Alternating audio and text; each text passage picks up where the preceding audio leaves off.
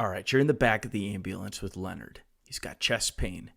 He tells you it feels like somebody is sitting on his chest. Rates it 6 out of 10. He took 2 81 milligram non-enteric coated baby aspirin before you got there. Now, you're taking him to a PCI facility for a cath, and your partner says, hey, we should probably give him the other 2. And you do, but you wonder, where does the evidence lie in giving 162 versus 324? Essentially 2 baby aspirin or 4 baby aspirin. That's what I want to talk about. And to start this off, we are going to look at how a clot forms. So you got this platelet here, the bicyclist. It's riding down the road. Everything's nice and smooth, and as long as there's nothing against the endothelial surface, or as long in this case as somebody doesn't open up their door right in front of the bicyclist, you shouldn't have any problems. But that doesn't happen. This bicyclist gets doored. This guy opens up his door, the platelet runs into the door, and the process begins.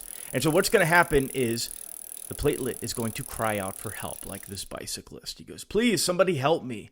He sends a signal, that signal of screaming. Bystander sees that. They call 911. The ambulance, fire truck, police arrive. Now, they arrive to help, but in doing so, they cause a traffic jam. And now you have all of these cars backed up behind it, and they're not getting to the places that they need to be. The same thing happens with hemostasis. So here's our platelet, and this is an oversimplified version, but I think it bears true. You have this platelet here, and if we zoom in on the membrane, we have a phospholipid membrane of the platelet. Now, phospholipase, when we bump into something that is not smooth, because the platelets ride on kind of the outside or peripheral of the flow, because you have less platelets and more red blood cells. So the red blood cells are going to be going down the center of the flow, and you get the platelets kind of outskirting to the side. Now, they bump into something that causes phospholipase to cleave off one of these phospholipid membranes. And so we're going to break this little piece off right here. And this is called arachidonic acid. Now, that arachidonic acid is going to get converted via cyclooxygenase or lipooxygenase. Now, we're not going to worry about the lipooxygenase. That has autocrine and endocrine functions that are not pertinent to what we're talking about. We're going to focus in on the cyclooxygenase or COX enzyme. And we're going to further delineate that into COX-1 and COX-2. And if we look at COX-1 or cyclooxygenase 1, it has more physiologic properties. It's going to work by signaling platelet aggregation and by causing vascular constriction to try to clamp off that disruption in the vascular endothelial layer. It also has properties to help with mucosal production in the stomach. And then you look at cyclooxygenase or COX-2. And this is more of your inducible reactions. So pain, it's going to exaggerate or elaborate the pain signals and amplify those. And it also is going to detect intruders and cause inflammation. Now, acetylsalicylic acid is going to work on both. In the lower doses, you're going to get more of your COX-1 effects. And then as you start increasing the dose, you'll get more of your COX-2 effects, which is why we can take an aspirin and get rid of a headache. But if we were to look at this boring chart of how this is all laid out, I don't want you to become intimidated. I want you to focus on this area right here. So aspirin or acetylsalicylic acid is going to work by preventing the arachidonic acid from being converted by the COX enzyme. And so what that does is works on this thromboxane pathway, and that's what's going to play a role in hemostasis and the aggregation of platelets. So essentially, in this situation where we had the bicyclist that was calling out for help and asking for someone to help him, this is the platelet that says, hey, I found a disruption. I found a plaque rupture. I found a laceration or something within the vessel. I need help. What aspirin does is it breaks down that signal. So imagine breaking down the telephone wire so that way nobody could call 911. They wouldn't have service.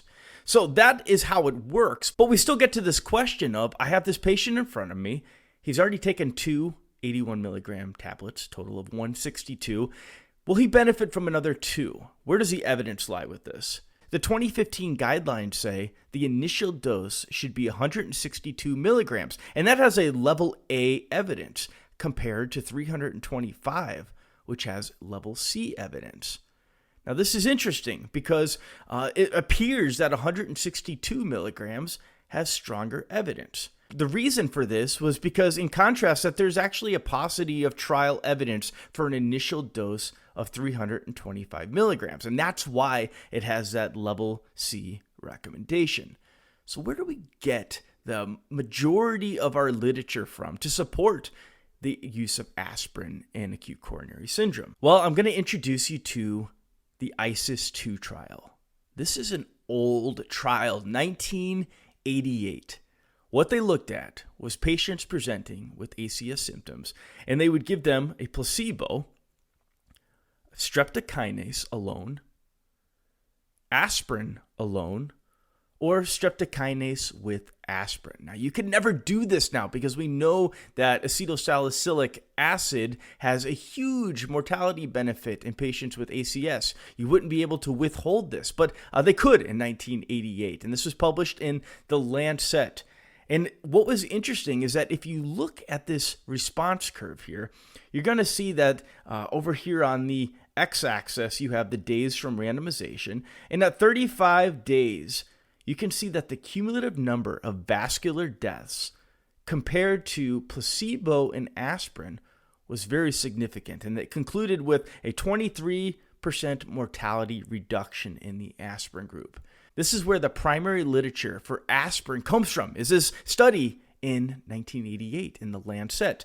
Now, you're saying, dude, that was in 1988. That was a long time ago. Is there anything recent? Well, yes, there has been plenty of studies during the reperfusion area, kind of the late 80s, early 90s, the Gusto 1, the Gusto 3 trial. And so what they did was in 2008, they did a retrospective analysis, and they looked at the literature from the Gusto 1 and the Gusto 3 trial, and they wanted to compare the 162 versus 325 to see if there was any increase in benefit or if there was an increase in adverse effects as you increased that dose. Because it does have a dose response. The more acetylsalicylic acid that you are giving, the more platelets that you are going to deactivate. And a platelet has a life of approximately 10 days. And so it is irreversible once you deactivate those platelets. And once you start getting into the higher doses, you start getting more into the problems that you run into with mucosal lining in the stomach, gastrointestinal systems, and increased bleeding and a decrease in hemostasis. And so this study was interesting because a lot more patients got the 162 milligrams, 36,594 compared to the 11,828 that got the 325. And so they had to do some balancing for baseline variances here, but they concluded with saying that a single dose of 325 was associated with a significant increase in the risk of moderate or severe in-hospital bleeding compared to the 162. Now, while this is a retrospective analysis, it still holds true to our Bayesian priors. We do not have any evidence that giving a patient 324 milligrams of aspirin is any better than 162, and we have some evidence, whether you want to call it strong or not, that there could be increased adverse effects. So I think it's important that we think about this and we try to trace back what we do with the evidence that supports it. And I think it's important that we remember that the goal in all things medicine is not to give the most drug without adverse effect, but to give the least amount with therapeutic effect. And I just quoted myself. I hope you guys enjoy this.